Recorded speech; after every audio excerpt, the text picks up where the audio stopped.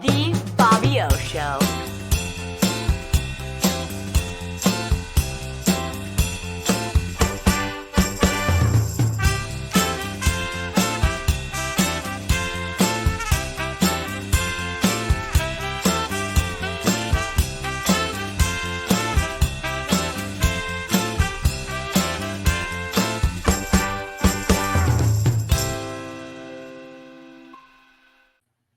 Welcome to the Bobby O Show. My name is Bob O. Potzner. I'm an attorney from Danbury, Connecticut.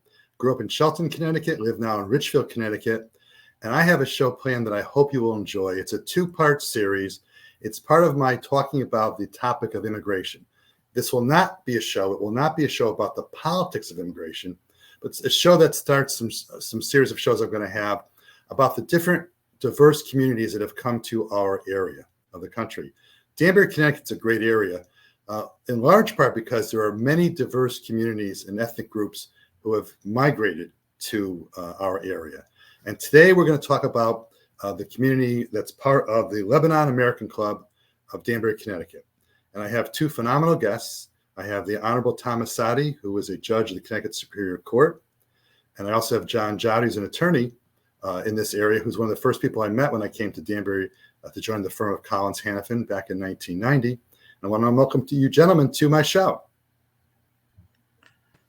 Thank you so much for having us. Thank you, Your Honor. It's a real pleasure. Appreciate the opportunity to be part of your show. Thank you very much. And I was lucky enough to spend a few hours at the club this week, to get some more information about this heritage. And before we start introducing our guests and have them tell us about their background, could we have Candy Ann, please, a picture of the map of Lebanon as it currently exists? I was fascinated when your President Gus showed me that, because I, quite frankly, did not realize the size of Lebanon.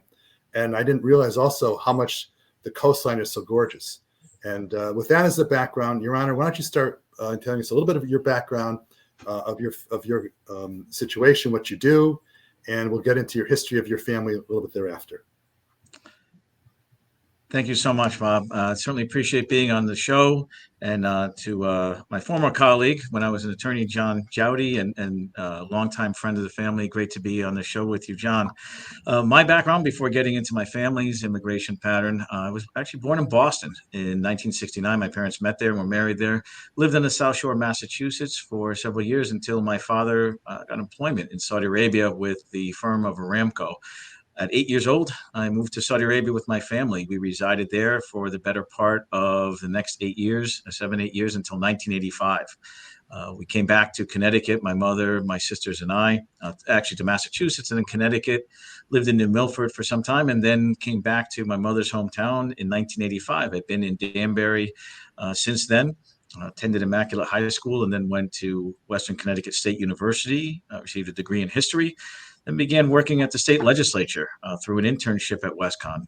Had a wonderful time at that internship, and then began as a full-time employee of the General Assembly. And from there, went into law school in 96, graduated in 1999, and began work as a judicial research clerk. And actually, I was in the Danbury Courthouse as a research clerk, working in an office now that is right next to my current chambers as a judge. And Judge Carroll was a judge at the time, and Judge Morgan, I worked for them. Then about 6 months later, began my work as an assistant attorney general with the Office of the Connecticut Attorney General. Was there for the next 15 years, and then was lucky enough to go over to the Department of Veterans Affairs, serve as a general counsel and chief of staff, and then became commissioner. And about a year and a half ago, was nominated to and confirmed as a judge of the Superior Court, where I sit now. Thank you, sir. Johnny? Yeah, well, my history starts in 1953.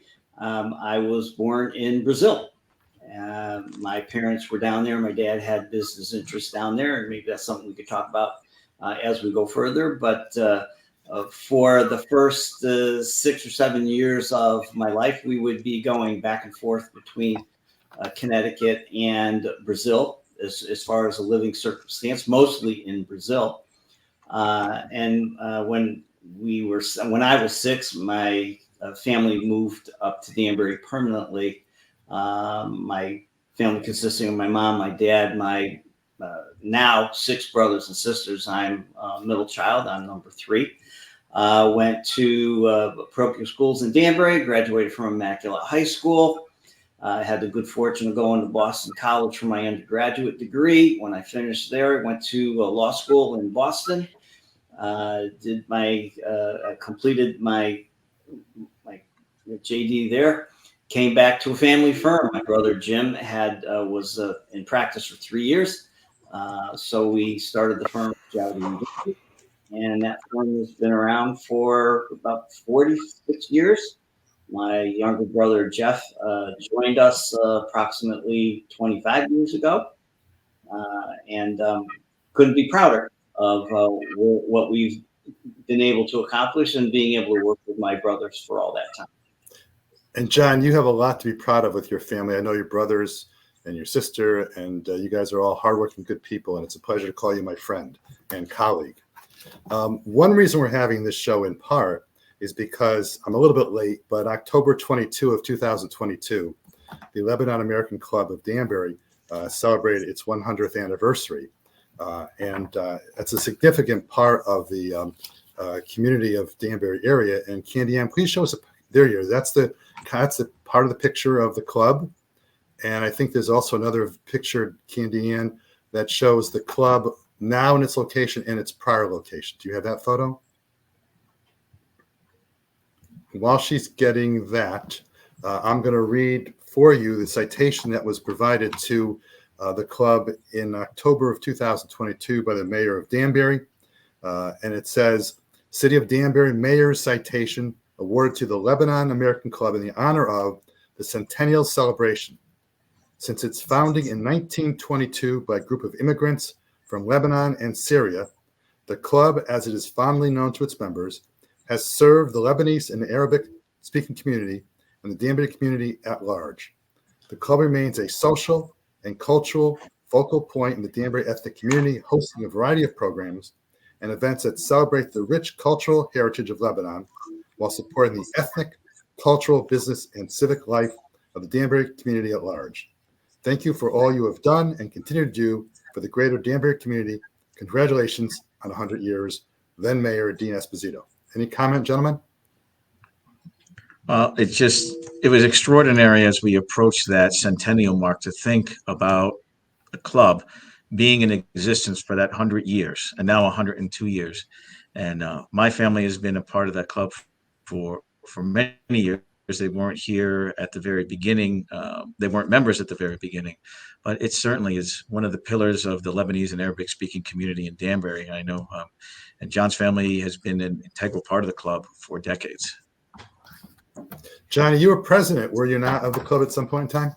I was president. I'm a third generation member of the club. My grandfather, when he immigrated here from Little Washington, North Carolina, with my grandmother, ultimately made his way up here to Connecticut, and the club was established for maybe 4 or 5 years before he came. He was a very active member.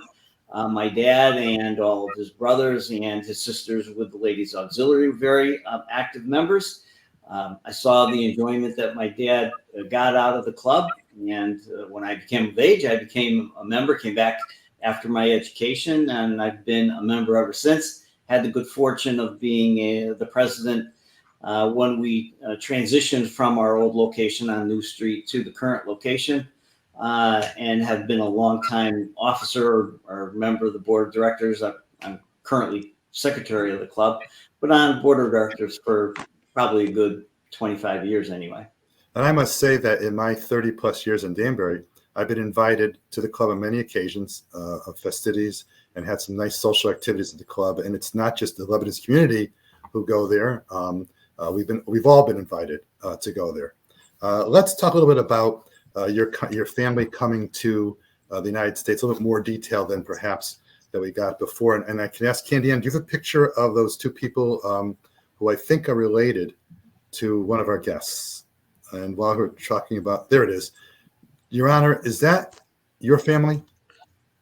Yes, those are my maternal great grandparents, Nijmi Morad Atallah and Anton Atallah, whose names were later changed the last name to Taylor, which my mother's family has gone by since the 1930s. But their actual names were Attallah was the last name in Lebanon. I learned the other night when we had our pre-prep meeting that there were, and I did not know this, that there were several different waves of people who came to the United States from Lebanon. And I think, as I recall, Your Honor, your family is one of the first waves. Am I correct in that regard? So I have a unique situation. My family came over on my mother's side in that first wave, fleeing oppression and in Lebanon, then called, it was a Syrian province of the Turkish Empire, the Ottoman Empire, in the 1890s. They first immigrated to Brazil, lived there for many years. My great-grandfather spoke fluent Portuguese, Arabic, and English. Then they moved back to Lebanon for a brief period of time, and as things became worse there under the Turkish Empire, they came to the United States, first immigrating to Texas, Paris, Texas, and then to New Bedford, Mass., and then ultimately to Danbury, Connecticut in the late 1920s when the Depression hit and there were no jobs really in Massachusetts. They found work. They were told by their relatives here, the Morad family in Danbury, that there was work here in the hat and fur shops. And so they immigrated here. So that's that first wave that came over, seeking a better life and to flee oppression. My father immigrated here in the 1960s. That was the second wave that came over in the 50s and 60s for education. There were just not as many opportunities as there should be for poor people, in Lebanon, and they left there and sought better opportunities in Europe, and many came to the United States. And my father came over in that second wave in the mid 1960s. Ironically, this is what's interesting, is my relatives in my mother's family and my father's family had met each other years earlier in the United States. One branch of my father's family did come over in that first immigration, but then lost touch with each other for the next 40 or 50 years until by happenstance, my parents met in Boston. And then they got married and then realized that their families had somewhat known each other through the immigrant groups in New Bedford and Danbury decades earlier. Well, thank you very much for that. It's funny. My family came over, and my family forefathers were bakers, and we had the oldest bakery in Connecticut from 1907 to 1974, and that was always part of our heritage. So it's interesting how, in the early 1900s and then later around the 1900s, the immigrants came over with different skill sets, which is part of what makes our country the United States of America. Johnny, how about your family background? Well, my family background, I'm a little bit of a mutt. I have I'm Lebanese on my father's side, Lebanese, and my grandmother was Palestinian. My mother is German and English. So I'm proud of all my heritage, but we're focusing on the Lebanon Club at this point, so we'll keep our comments focused there. My grandfather, as I indicated previously, migrated up from Little Washington, North Carolina, in the about 1926, 27. He was an entrepreneur in the fur trade, which was supportive of the hat factory, supplying all of the materials necessary for the Danbury hatting industry, which was internationally known as the hat capital of the world. My father's expanded that business.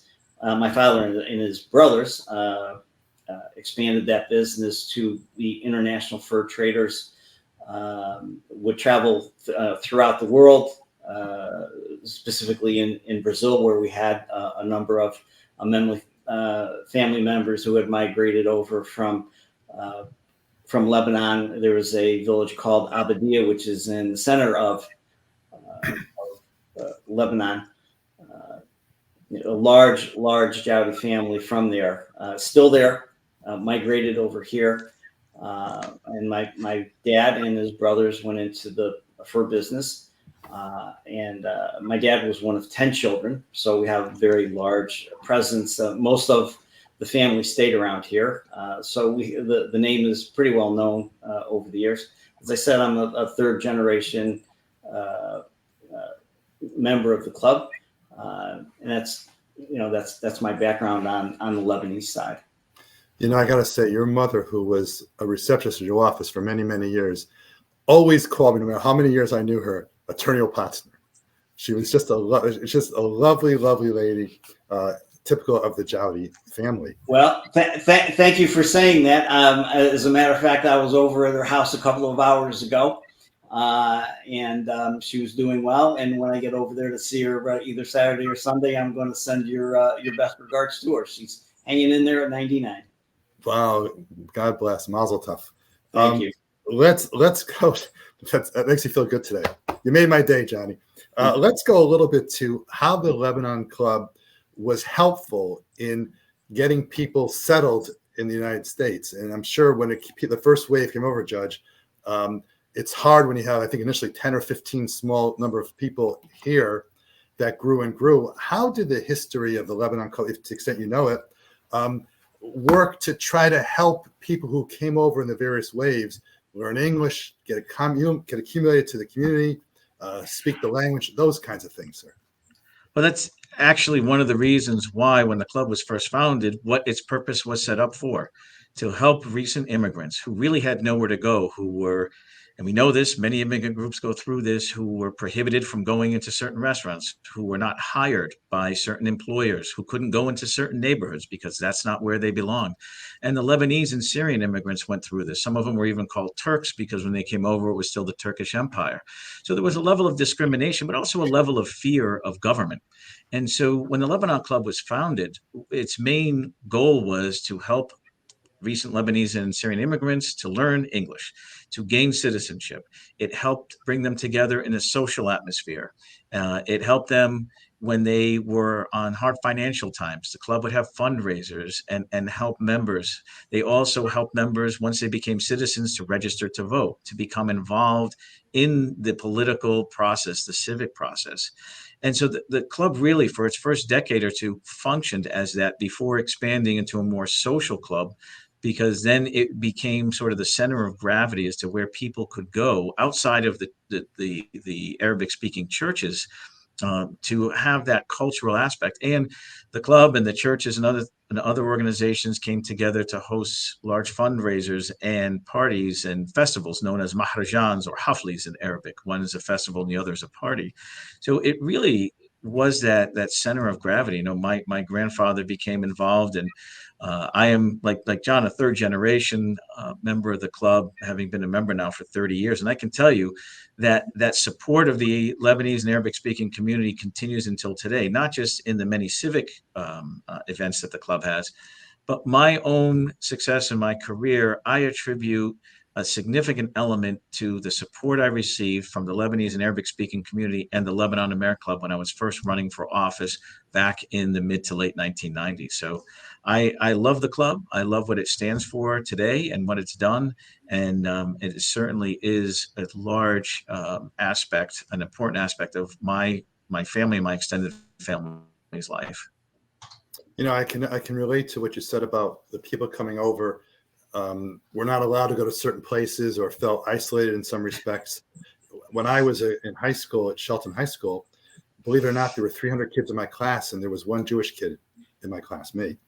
And you know, no one ever made me feel overtly uncomfortable, but I still was aware of the fact that it was just one of us. And so the synagogue played a part. I belonged to the Beth Israel Synagogue in Derby, Connecticut, and I always felt like that's a place you could go. And again, not that I was discriminated against, but you just knew, if you know what I'm saying. You feel comfortable in certain settings. You know that people are just not open arms to you in certain settings, and so you sort of gravitate to those that welcome you, and that's what the club was for so many immigrants. You know, it's interesting. Yesterday, the Supreme Court, or the day before, said, I guess Louisiana is allowed to have the 10 Commandments be read in school every day. When I was in second grade and third grade, we did the Lord's Prayer. It wasn't the Lord's Prayer of my religion every day, and I felt uncomfortable. But anyway, Johnny, that's why this is so important, because we are all one country, all working together. Johnny, do you have any comments about this topic? Well, it is, and I just wanted to comment or follow up on what the judge said. The world in the 1920s, or Danbury in the 1920s, and 1930s, and 1940s was a lot different than it is today. You had communities of ethnic people living in certain areas, and for the Lebanese community, it was centered around New Street, Elm Street, Main Street, West Street. This is where the people lived. This is where the people went to church. This is where their stores were. This is where the club began. The first club was on New Street, and 2 doors down was St. Anthony's Church, which was the Maronite Church, which serviced a good portion of the Lebanese Christian community. On William Street, just across West Street, was St. Anne's Church. St. George's on Elm Street. So this was, and the factories were right there too. A Mallory Hat Factory, a Lee Hat Factory.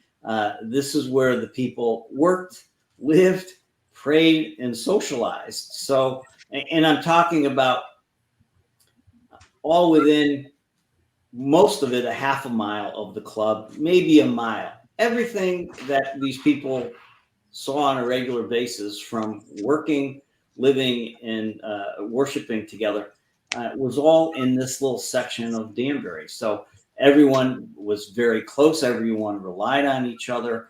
And the club was a big part of that, for helping people coming in and becoming a very important social center for all the Arabic-speaking people in Danbury. And Yeah, Johnny, that was a large community. and John, your law office is on West Street. And until today, and I've known you for all these years, I didn't realize that my office is on Deer Hill Avenue, up the street from you guys, directly across from City Hall. I didn't realize, and I walk that area almost every day. I'm not walking today because I'm doing the show, but I usually walk around that area. And I did not realize until just now that was the fulcrum of where the Lebanese community was. Very interesting. I didn't know that. Judge, you were going to say something, sir? It's funny, just this little anecdote. Someone told me when a real estate agent were going out and showing people homes in some of these old neighborhoods where the Lebanese and Syrian communities used to live before they then sort of spread out across Greater Danbury and maybe went to other areas. They could tell it was a home that was owned by Lebanese, Syrian, or Arabic-speaking people, because they would either find, parsley or mint growing somewhere in the yard, or there were grapevines or trellises for the grapevines in the back. And I looked at my family's home. They used to be on Highland Avenue, 39 Highland back in the day. And in the background, in the pictures, you can see those very things grown around the side of the house, and then the grapevine trellis in the back. So, yes. And the other thing I was going to say is that this is mirrored by, and not to get into the politics of immigration, but immigrant groups and patterns. They're with each other, very closely knit when they first come over. They eat, pray, work, and socialize in a tight geographic area, more so then than now. And then eventually move out into other areas at times. Some of them don't. And I'll tell you, my mother, God rest her soul, passed away sadly from pancreatic cancer about 18 months ago. After all the places she lived her whole life, where she ended up for the last 10 years of her life was at Palace View, downtown Danbury, living on Main Street, because she wanted to go back there. And she loved Main Street. She loved the ethnic aspect of it, was close to church, could walk to the club, which she did. So it's just something, sometimes things come full circle. In doing some of the reading that I was provided, a lot of it by you, Judge, the churches, I guess there were 3 main churches that were Lebanese-related churches, were a very, very integral part of the development of this community. And do either of you gentlemen want to talk about the roles? You mentioned a little bit already, the festivals. I was going to use the Lebanese word, the Arabic word, but I couldn't pronounce it, and I should. But that's the word. Thank you, Judge. So any other further comments about the role, beyond what you've said already, either of you gentlemen, about the role of the churches to the development of this community? It's been integral. I defer to John, and then I'll follow up. Yeah. So when I was a kid, the Maharajan was really it was the second biggest event in Danbury. The biggest event was the Danbury Fair, which was September, October. But the Maharajan was Labor Day weekend, and the 3 churches and the Lebanon Club had a 3-day festival.